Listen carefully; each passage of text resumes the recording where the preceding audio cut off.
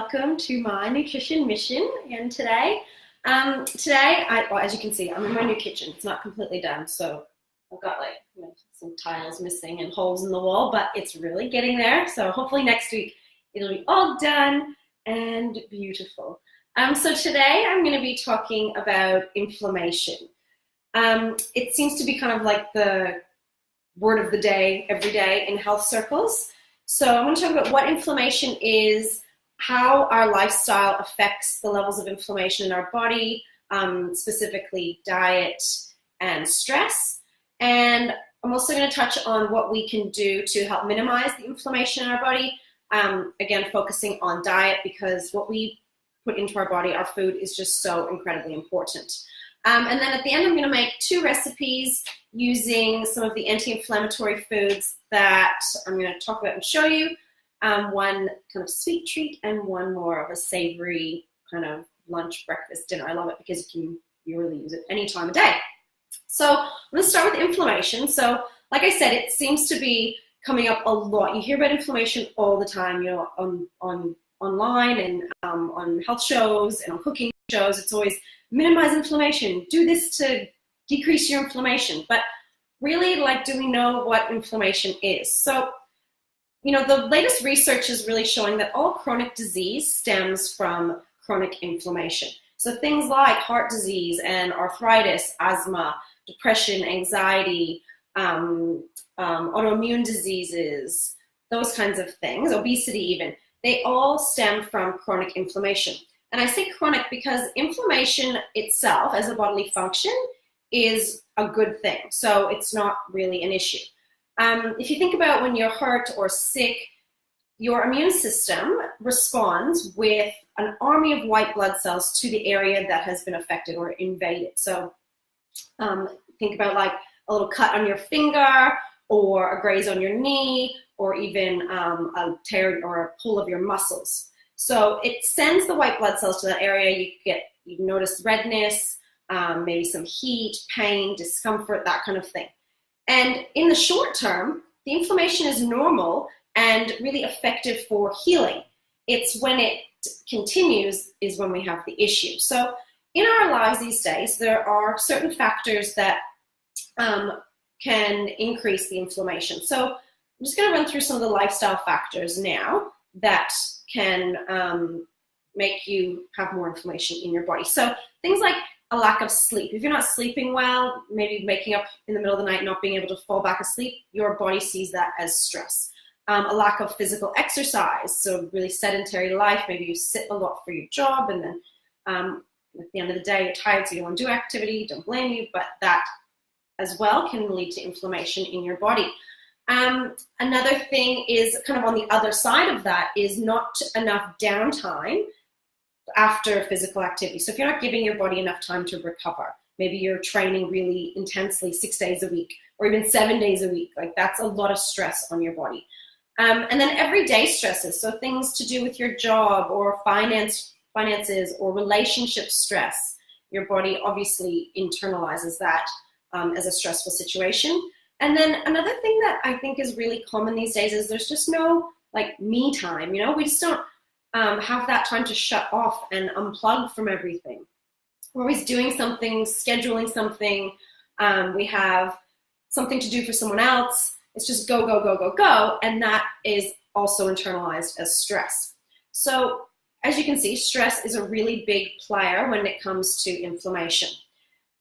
So when our body responds to stress, you might, if it's chronic stress, so you have been experiencing a stressful situation for months or even years, someone who is in that situation might start to notice things like poor digestion, which could manifest itself in the form of bloating or gas or diarrhea or weight gain. They might notice poor sleep. They might notice they are experiencing food sensitivities that they've never experienced before, and maybe even catching every little cold and flu that's going around. And that all stems back to our immune system because our digestive tract is inflamed. So I'm just going to talk about now, explain what happens when we experience that stress. So what's going on in our body. So when you experience stress, and think back in the day, eons ago, there's a tiger, okay? Danger of a tiger. What happens is your adrenal glands release two hormones, adrenaline and cortisol. So adrenaline is the one that is your fight or flight hormone. So it's like, get up, run, jump, get away from the tiger, just get away from the danger. The other hormone that's released is cortisol, and its job is to suppress all the other things in your body so that you can concentrate on getting away from the evil tiger that wants to eat you. So it's going to suppress your immune system, it's going to suppress your reproductive system, your digestive system, any growth processes that are happening.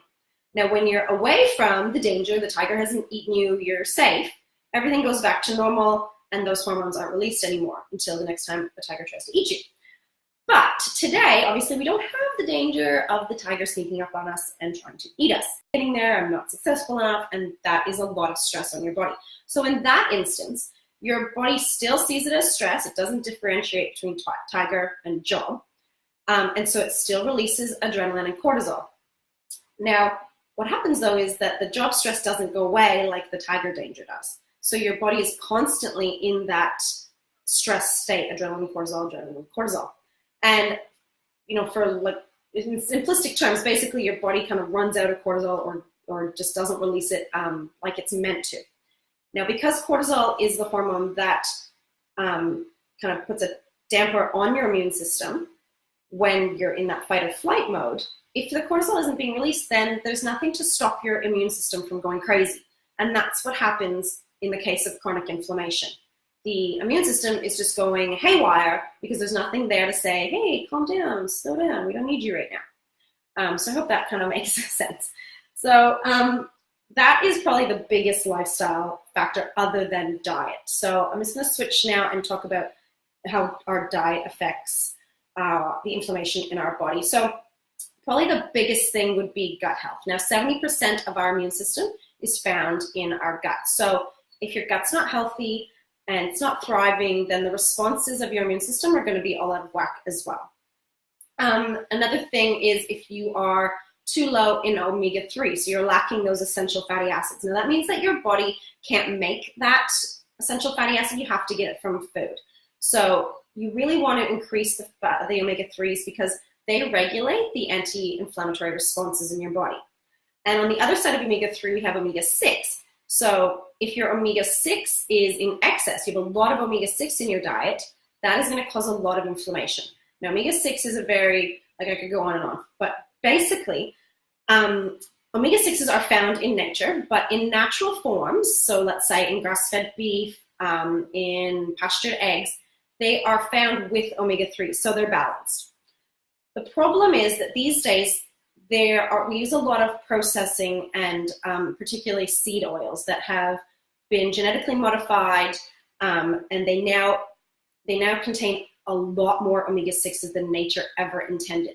So if you eat things like muesli bars and when you have crackers and cookies, like anything out of a box cereal, they tend to use those seed oils, which are extremely high in omega-6s. So the problem then is that is the dominant omega in your body, and they're not being balanced out by the omega-3s. So your body sees omega-6, especially these genetically modified versions of it, as an invader. And of course, what does it want to do to invaders? It wants to go attack, kill it, and get it out of the body. So that is another part of the diet that is kind of out of whack these days in the traditional, I guess, Western diet that we tend to focus on. So those are, I guess, all the things that are causing the stress and inflammation to our body. So what can we do about it? So one of the biggest factors, other than reducing the stress in your life, and just very briefly in a nutshell, things like unplugging, things like getting back to nature, taking time out for you, meditate, yoga.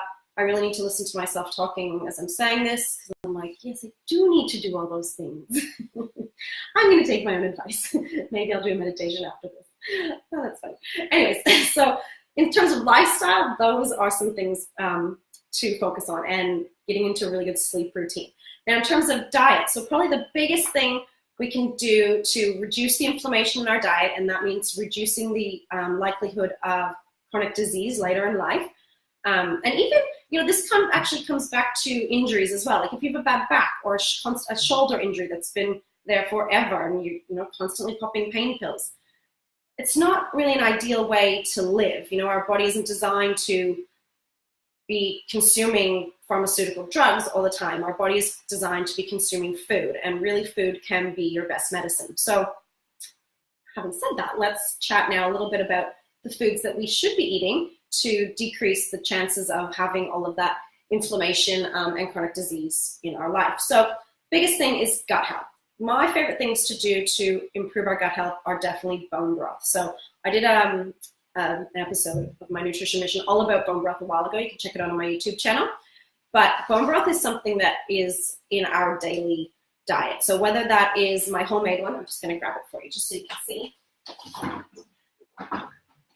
So I've always got jars like this in the fridge or freezer, and I use them to cook our quinoa in, or as the base of soups, or plenty of other things. I've always got that. And then another thing I've started using is the concentrate. So this is from Meadow and Marrow bone broth. They've got all sorts of different flavors or kinds. This is the lemon and herb one. So bone broths are extremely high in collagen and gelatin. I won't go into detail, but they are really great for healing and restoring your gut health. So that every day would be is amazing for your gut health and reducing inflammation. Things like fermented foods, so kombucha, sauerkraut, kimchi, miso, kefir, all things like that, amazing for healing your gut and reducing inflammation. And then before I was speaking about omega-3s, and if you're low in them, how that can increase the inflammation in your body. So in order to get more omega-3s into you, things that you can consume are chia seeds. I've always got these in the pantry, and I cook with them all the time. They go in my smoothies every day. Walnuts are high in omegas. Grass-fed beef, and I say grass-fed because I guess I don't know if the word's factory farmed or conventional beef these days. They're fed corn and soy and grains, and those things tend to be genetically modified, and cows aren't designed to eat those. Cows are designed by nature to eat grass. So when cows are given what they're naturally meant to eat, then their omega-3 and omega-6 in their tissues is balanced, and whatever we eat is obviously going to transfer to our system. So for me, it's always grass-fed beef because I know that it's high in omega-3s from all the grass that they're eating. So after that, then pastured eggs or wild-caught salmon are also really high in omega-3s.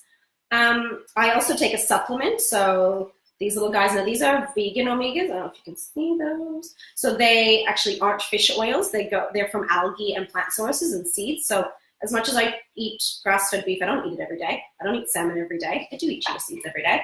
But I think knowing how important omega-3s are for me, omegas in general, I always choose to supplement. So you could always look into something like that as well. What else did I want to talk about? Okay, so some foods now. So foods that are anti-inflammatory. Now, probably the best one is your leafy greens. Things like spinach, kale, silver beet, Swiss chard. Amazing for reducing inflammation.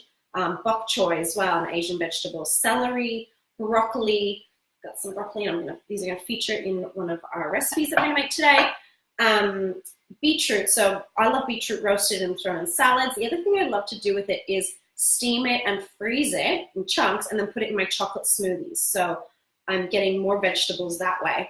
In terms of green vegetables and just vegetables in general, they are just so important for keeping our body healthy, our cells thriving, and reducing all that inflammation. So I try to include vegetables in every meal. At breakfast, maybe some spinach or kale in my scrambled eggs.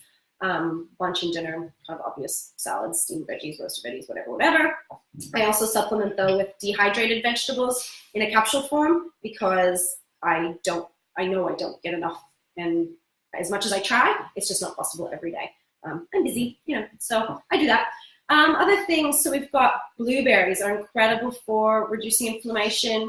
They're anthocyanins, which are what give blueberries their color, is an antioxidant that's amazing for reducing that. And again, I take some berry capsules that are just dehydrated. So I eat a heap of fresh berries when they're in season, and I can find them organically or frozen organic ones in my smoothies, but I can't get those all year round. So a supplement I think is really helpful in that case as well. Pineapple is really great for reducing inflammation, so I usually put that in my smoothies. I feel like I'm just talking about smoothies. Smoothie.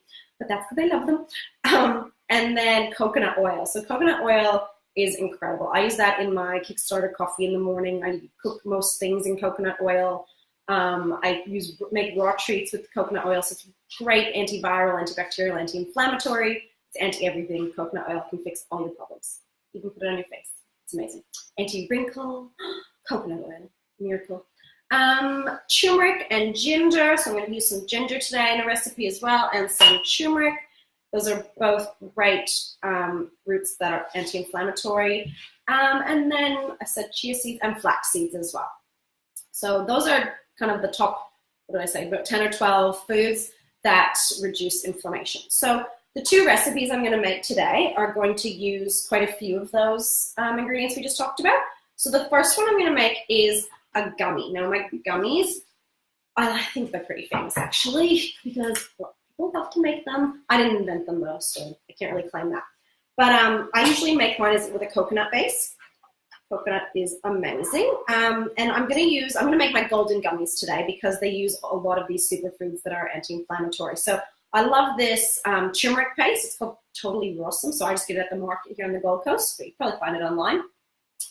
So it's blended up organic turmeric. It's got some cinnamon, ginger in there, and black pepper, which is really important because without the black pepper and some sort of fat, like in the coconut milk, the curcumin, which is the active component in turmeric, can't be absorbed into your body. So I love that this already has some black pepper in it because I don't have to add it. So I'm going to add that to my gummies, some fresh ginger, a little bit of maple syrup, and some gelatin. So I'm just going to come over here. I hope you can still see me. I've got to get used to the new kitchen now. So I'm just going to use a cup of coconut milk.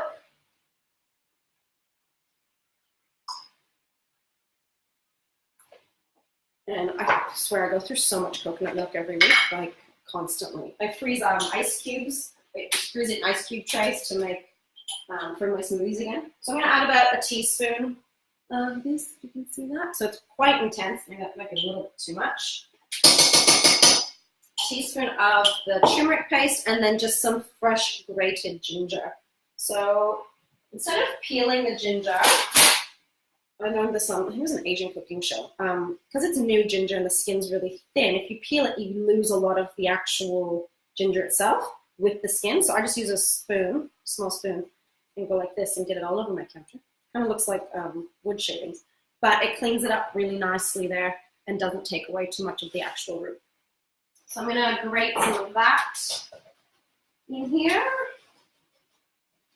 I think ginger is great to use in the winter as well. It's really warming and amazing for your immune system. And because we just learned about inflammation, we know why that is now. Because it decreases the inflammation, so allows our immune system to work as it's meant to. So I just give that a whisk.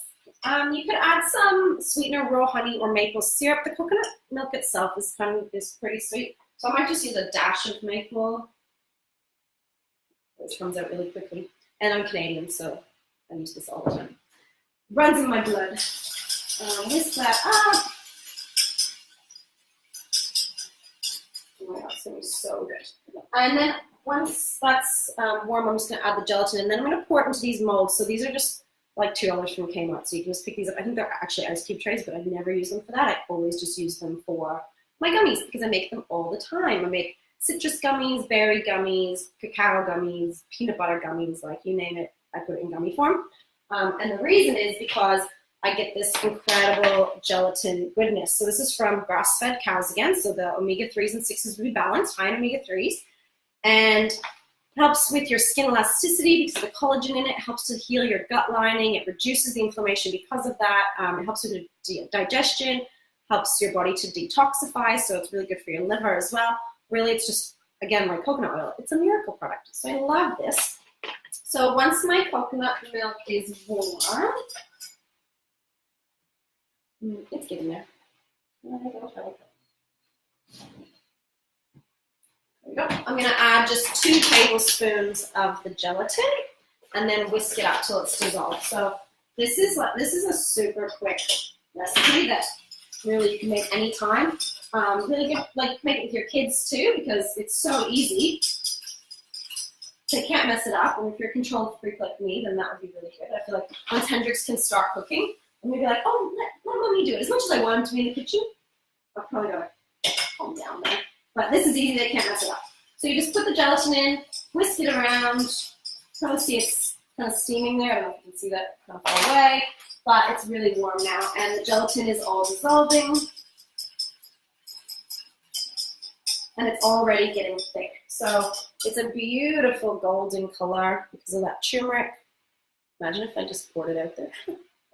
So you can see that. And then, yeah, just pop it into the molds.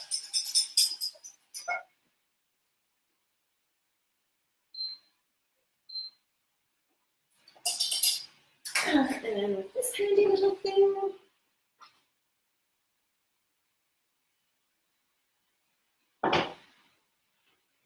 So I'm going to use the star mold and parts. I've got little fish too. And I really want to find some gummy bear molds. So if anyone knows where to find gummy bear molds, let me know. I think as Hendrix gets older, those will be really cute. And he loves all the gummies. They are his favorite. I give him veggie gummies, and then I give him these coconut gummies as like a dessert at night. So super quick and easy. That's enough for now.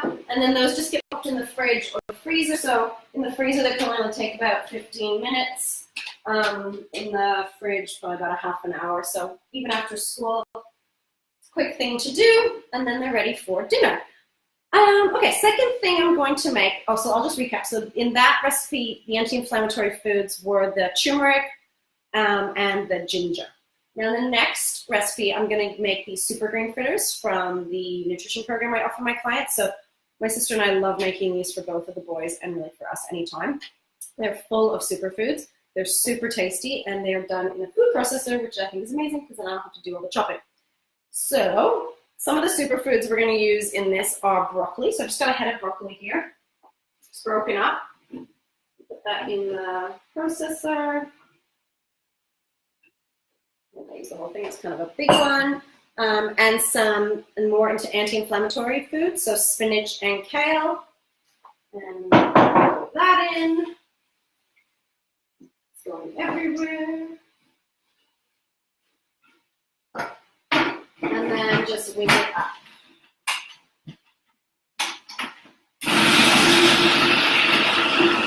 So it's nice and tiny.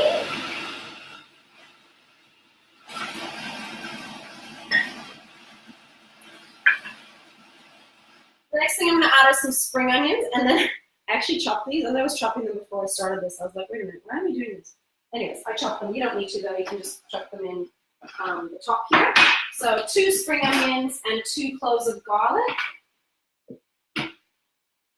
Garlic is so great as an antiviral, antibacterial. So really good to include in all your cooking in the meantime. Done.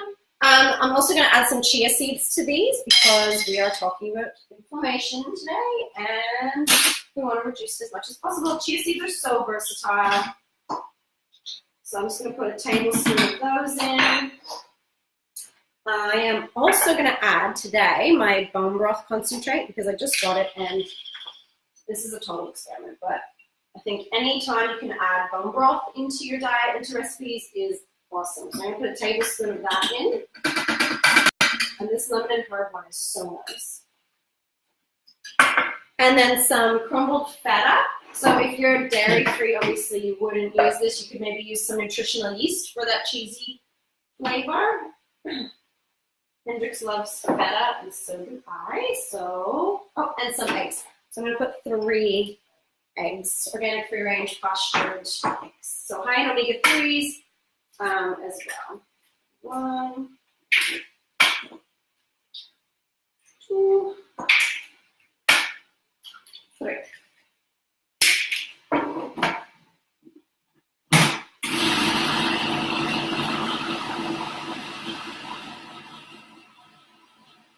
So let's let that blend. Now when I make them for Hendrix, I sometimes take them out and put them in my NutriBullet because then it gets a really thick really smooth and more like a pancake texture, not so much a brittle.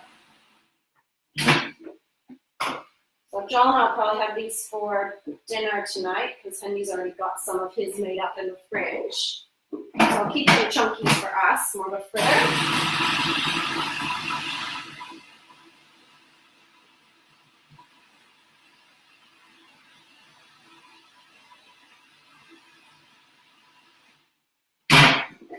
And then the last thing I want to add at the very end is just a little bit of coconut flour. So just to make it gluten-free, grain-free, you could use any kind of flour you like to use, if that's regular flour or whole wheat.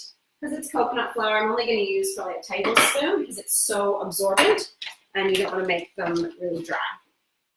So I'll just put that in at the last minute so it doesn't get overworked.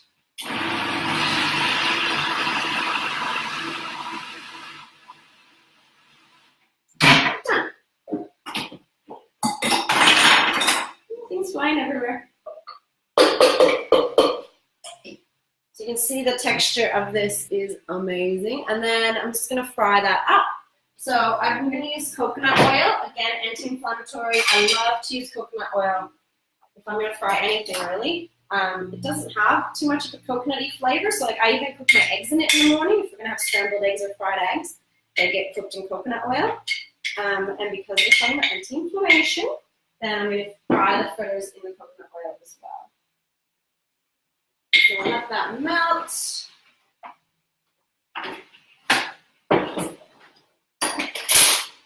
And if you have any questions, I feel like I saw one, but now it's gone, and I can't get to my laptop. I'll reply to the questions later, after the live.